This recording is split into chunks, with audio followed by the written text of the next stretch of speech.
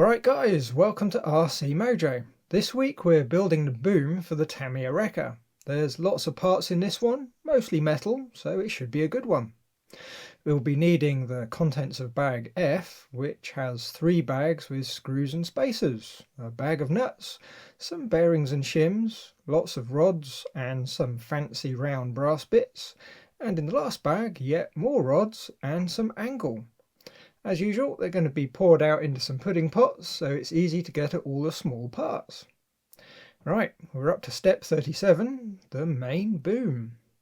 We'll need the inner and outer square sections, the 4x29 boom shaft, and 2 small body clips. The smaller of the 2 boom parts slides inside the larger, but it's a really loose fit, so you have to wrap the end in some foam tape. There's a few to choose from in the kit, so make sure you get the right one. It should be single-sided and fairly dense.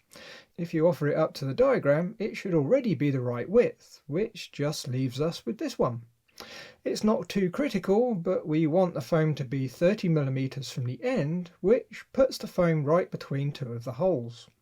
Tamiya, being the generous type, gives us a bit more tape than we actually need, so we wrap it round the inner boom and trim it to length. It doesn't matter if you're not perfect. Now we just peel and stick the foam into position, try not to stretch it, but rather just lay it down flat. As you can see, we are a little bit short, but it's still going to do the job just fine. It's only there to keep the inner boom nicely centered so it doesn't rattle around inside. Next, we can slide the 2 parts together, being very careful not to roll up the foam on entry. Once it's started, it should slide in fairly easily. We need it so the hole for the pin lines up, so we can pop it in and fit the 2 body clips. Step 38, the pulleys that go on the end of the boom. We've got loads of parts for this one.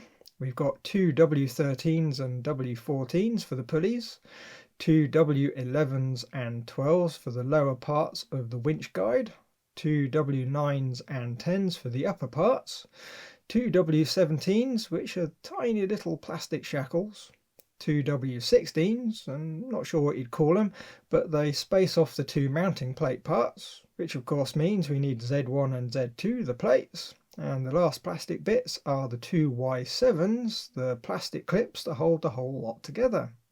For the metal parts, we have 4 M2x4s, 2 2x6 self-tappers, 2 2mm E-clips, 2 link pins, and 2 link holders. To stick the 2 halves of the pulley together, we're going to need some glue. Poly cement will work pretty well, but I'd rather use Plasti-Weld, which melts the surfaces combining the parts. To make sure it's going to work, I've cut some of the sprue the pulleys come from so we can test it. We'll need to apply a drop and hold the bits together for a minute just to see if it'll do the job. Now already where I've been holding the plastic, it's gone soft and stuck to my fingers, so I'd say it's going to work quite nicely. Once it hardens, the 2 bits of plastic will effectively be one, literally welded together rather than relying on a layer of glue. The 2 pulley halves are keyed, so they'll only fit properly in one position. We'll do a quick dry fit just to make sure they look okay, then apply a drop or 2 of Plasti-Weld on the mating surface and bring the parts together. We'll need to leave them alone for a while as the plastic does take a little while to fully reharden. You can get away with leaving it for 20 minutes or so if you're careful, but overnight is a better bet just to make sure it's all fully hardened. The lower winch guide uses the 2x6 self-tappers. So with a W11 and a W12 lined up, we just need to screw in a screw. To assemble the assembly, we need one of the upper winch guides. W10 is a good place to start, and we insert a pin through the bottom hole. Offer up one of the lower guides, then before pressing it on all the way, pop a pulley in between. It's a bit fiddly, but be gentle with the parts and don't force anything. Now we just need the other half of the top guide, which goes over the pin. Then we use one of the E-clips in the slot at the end of the shaft. Now there's not much holding together the top guide right now, so it's a bit floppy. Don't worry though, it all comes together at the end. Make up 2 pulley guide assemblies and we can start work on the plates. First we're going to deal with the shackles. Now they drop into the two little raised bits with the cutouts in the middle. Then we use a link holder or metal strap to keep them in place. It's a bit fiddly holding it all together while trying to line up the M2x4s. A magnetic screwdriver does help quite a bit. In the end though, just take your time and don't press too hard on the screws and send them flying across the bench when they slip. Next we can pop the two guide/pulley assemblies through the large holes at the top. Add the W16 spacer, keeping in mind that they've got a right way round as mentioned in the manual. Slide on the rear plate Z2 and add the two plastic clips. In the end we've got a rather neat assembly. It's worth noting though, even if you had working winches, those plastic pulleys aren't going to put up with much weight. Same goes for the guides, so it's really all just for show. Okay, step 39, attaching the guide/pulley assemblies to the boom. We need U6, the end bit, an M3x27 and a M3 flange nut. Now there's nothing attaching the end bit just yet, it just sits in place until we've got some more parts in a later step. We do need to make sure it's a good free sliding fit on the inner bit of the boom though. If it's tight, you'll want to very carefully open up the hole. Next, the guide/pulley assembly goes on, which just slides into the end of the inner boom. Then we use the screw from the top, add a tiny smear of thread lock on the exposed threads and add the nut, nipping it up with a screwdriver. Right, step 40, the boom pivot. There's a fairly specific order to build this lot. It's not super clear in the manual and I did manage to get it wrong once or twice and had to take some of it apart again. Not surprisingly, we need lots of bits. A large amount of them are metal, which is rather nice. We've got the two bearing holders, the end plug for the boom, U1, the two large bearings, 6 dowel rings, or I suppose small metal spacers, two 6x8 spacers, then we have a 5x25 rod, a 5x53 and a 6x60, which has a flat section in the middle, two M3x4 grub screws, 4 M3x8s, 6 M3x12s, plus there's a couple of other bits I didn't notice right away, mainly just the big metal bits that attach to the side of the boom. They're hard to miss, they are big enough, but I think they just get lost in the complexity of the diagram. It's all quite an interesting design this. We use 3 of the small spacers and M3x12s, so the spacers sit mostly inside the plates. A bit strange when I'm fairly sure a set of thin spacers would do and save a machining process. Can't complain though, all the bits do fit together rather nicely. The screws thread into the end plug, U1, so into plastic, so watch out you don't over tighten them. I went ahead and fitted both sides, which seemed like the way to go until I tried to fit the 5x25 rod. In the end I had to undo the screws almost all the way to get the rod in, as just like the spacers it fits into a recess. Also it's all metal, so we're going to use a tiny bit of thread lock on the two M3x8s before we nip them up. On the peaks of the plates we need to add the grub screws. Now we're going to apply some thread lock to them before threading them in just a couple of turns. We still need to be able to slide in the 6x60 rod with the flat along the centre.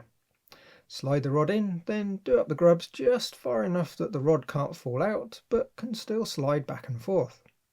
On the ends of the shaft we can fit the two large spacers, one per side. Next we take one of the boom pivot stays, the ones with the big holes, and fit the 5x35 rod so it fits in the recess. Then add some thread lock to an M3x8 and loosely fit it. Pop in a bearing from the inside and offer it up to the end of the shaft on the boom. Fit the other bearing into the other stay, offer it up to the boom, lining up the rod with the hole, and install another M3x8 with some thread lock. Centre up the rod with the flat and tighten up the grub screw. You can press each end so it sits flush with the bearings to get it spot on. That just leaves the two screws holding the stays together to tighten up. We need to keep everything very straight though, so we'll press the flat ends down onto the bench to line them up, tighten up the screws a bit and retest. Nip them up the rest of the way and check them again. It should end up sitting flat and not rock back and forth. It's quite important it's straight so the holes line up with the holes on the chassis when we get to fit the boom. Okay, step 41, winch boom 2, or the big bit that goes on the end of the boom we just put together. We need the big plastic bit, U4, one of the big metal side plates, the 2 steel angle parts, 6 5x33 rods, 6 M3x8s and 6 M3x6s. Starting with the angles, we need to attach them to the inside of the plastic plate. We need to use the M3x6s which thread straight into the plastic. As we tighten them up, we need to squeeze the plates inwards to try and set them so they're nice and straight.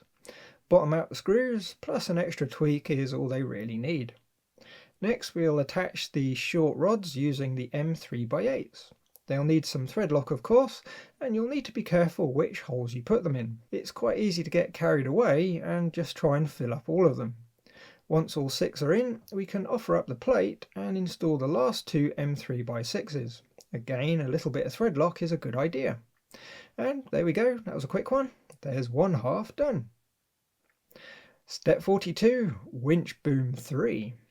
This is where we attach the bit we just made to the boom. We're going to need 2 Y1s, the other big metal plate, 6 M3x8s and 2 M3x6s, and of course the boom. Now this bit is quite clever. We use the Y1s on the side of the boom just behind the end part so the nubs line up with the cutouts. Then we offer up the side panel that we made in the last step, which ties all the parts together. Now it's a bit of a fiddle, but we need to keep holding it all together and fit the other side panel too. If you're careful, you can lay the boom on its side and keep everything lined up while you install the screws. Just like the other side, the M3x8s go into the rods and the 2 M3x6s go into the angle bracket. Don't forget to use a little bit of thread lock as you go. When done, you'll end up with an extremely robust feeling assembly. A very nice design that should last forever. Step 43, underlift 1. There's quite a few screws for this one, but it's quite a simple assembly. We need the 2 plates. Now these are the large of the plates, the small ones get used in a few steps. We need the 2 frame parts, which are also metal and rather nice. The pivot stay, 2 M3x6s, 2 M3x10 countersunk, 4 M2x10 countersunk and 12 M2x8s. Now again, you can get a bit carried away fitting screws with this one and find yourself coming up short of suitable holes for the pivot stay, so keep an eye on the diagram. The top panel is straightforward. Basically every hole needs a screw. There's 2 M3x6s up at one end and the M2x8s in all the remaining holes around the edge. On the bottom though, we need to use the 4 countersunk M2s at one end, leaving the rest of the holes clear to fit the stay. The stay then uses the M2x10 countersunk screws and the 2 M3 countersunk screws. Other than that, don't forget the thread lock, with everything being metal. Once all the screws are in, we have a complete assembly. Very nice. Now, since this bag is a bit of an epic and we've still got half the steps to go with some fairly involved assemblies, I think I'm going to call it this week and we'll finish up the boom and fit it next time. We've got the fake winches and some fairly fancy metal bits to deal with. Until then, as always, thanks for watching. Like if you liked, subscribe if you haven't, and leave a comment if there's something on your mind. Bye guys!